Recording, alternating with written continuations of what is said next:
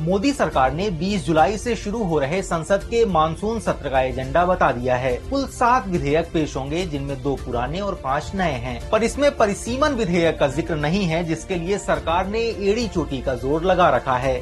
इससे सवाल उठता है कि क्या दर्जनों विपक्षी सांसद तोड़ने के बावजूद सरकार नंबर्स नहीं जुटा पाई या बीच सत्र में अचानक चौंका देगी। समझेंगे पूरी कहानी आज के एक्सप्लेनर में। नमस्ते, मैं हूं आदित्य। दरअसल जिसे बोलचाल की भाषा में हम परिसीमन विधेयक कह रहे हैं, वो 2 विधेयकों का पैकेज है। इसमें लोकसभा की अधिकतम सीटें 550 से बढ़ाकर 850 करने और लोकसभा क्षेत्रों का आकार दोबारा तय करने के प्रावधान हैं। अप्रैल 2026 में मोदी सरकार ने संसद का विशेष सत्र बुलाकर ये विधेयक पेश किए थे। तर्क दिया गया कि 2029 चुनाव तक 33% महिला आरक्षण कानून लागू करने के लिए इन्हें पारित करना जरूरी है। पर विपक्षी पार्टियों ने इसका विरोध किया और तर्क दिया कि महिला आरक्षण की आड़ में बीजेपी अपना एजेंडा पूरा कर रही है। माने उन हिंदी भाषी राज्यों में उन्हें ज्यादा फायदा मिलेगा जहां उनका गढ़ है। एक पेच और था, परिसीमन विधेयक को पारित करने के लिए संविधान में 131वां संशोधन करना था, जिसके लिए लोकसभा और राज्यसभा में 2/3 बहुमत की जरूरत थी।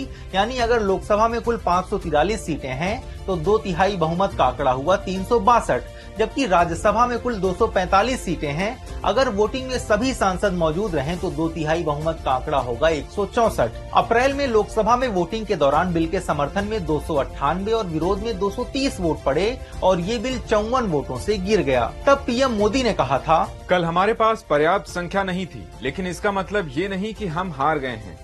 आगे हमें और अवसर मिलेंगे। इसके बाद से चर्चा थी कि सरकार मानसून सत्र में बिल दोबारा लाएगी। तो क्या सरकार इस बार भी नंबर्स नहीं जुटा पाई है? लोकसभा में मोदी सरकार की एनडीए अलायंस की ताकत देखें तो 2024 चुनाव के बाद उनके पास 292 सांसद हैं। 14 जून 2026 को टीएमसी के 20 सांसदों ने एनडीए समर्थित नेशनलिस्ट सिटीजन पार्टी ज्वाइन की और लोकसभा में एनडीए का नंबर बढ़कर 312 हो गया। उसी महीने उद्धव गुट की शिवसेना से 6 सांसद टूटकर एनडीए से जुड़े और लोकसभा में एनडीए का आंकड़ा हो गया 318। अभी 543 सीटों की लोकसभा में 3 सीटें खाली हैं। ऐसे में 2/3 बहुमत के आंकड़े से मोदी सरकार अब भी 42 सीट पीछे है। अब राज्यसभा की तरफ नजर डालें तो अभी एनडीए के पास 149 सांसद थे। इस बीच टीएमसी के 3 राज्यसभा सांसद ने पार्टी छोड़ बीजेपी ज्वाइन की और 17 जुलाई को ये निर्विरोध सांसद भी चुन लिए गए।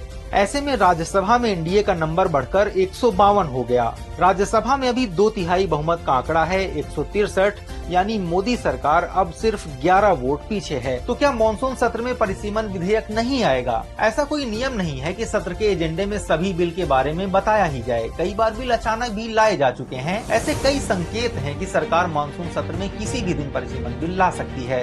रिपोर्ट्स के मुताबिक सरकार समर्थन जुटाने के लिए डीएमके चीफ एमके स्टालिन से संपर्क में है। टीडीपी चीफ और आंध्र प्रदेश के सीएम चंद्रबाबू नायडू ने भी कहा था कि केंद्र सरकार जल्द ही परिसीमन बिल लाएगी। लोकसभा के पूर्व महासचिव और संविधान विशेषज्ञ पीडीटी आचार्य कहते हैं, सरकार परिसीमन बिल दोबारा लाना चाहती है, इसलिए एनडीए 2/3 बहुमत जुटाने की कोशिश कर रहा है। सरकार को भरोसा है कि सत्र से पहले वो समर्थन जुटा लेगी। तो बिल पास कराने के लिए सरकार के पास आगे क्या रास्ते हैं? लोकसभा में एनसीपी शरद गुट के पास 8, डीएमके के 22 और जेएम के 3 सांसद हैं। अगर तीनों पार्टियों ने समर्थन दिया तो एनडीए का आंकड़ा 351 हो जाएगा, यानी 2/3 बहुमत से सिर्फ 9 कम। एनसीपी शरद गुट की सांसद सुप्रिया सुले ने इसके संकेत भी दिए हैं। जेएमएम और डीएमके से भी बीजेपी लगातार संपर्क में है। अगला दांव विपक्षी सांसदों की अनुपस्थिति का भी हो सकता है। 16 अप्रैल को वोटिंग के दौरान भी 12 सांसद अनुपस्थित थे। अगली वोटिंग में ज्यादा विपक्षी सांसद अनुपस्थित हुए तो 2/3 बहुमत का आंकड़ा भी नीचे आएगा और सरकार को समर्थन जुटाने में आसानी होगी। राज्यसभा में बीजेपी की नजर वाईएसआर कांग्रेस और बीजेडी पर होगी।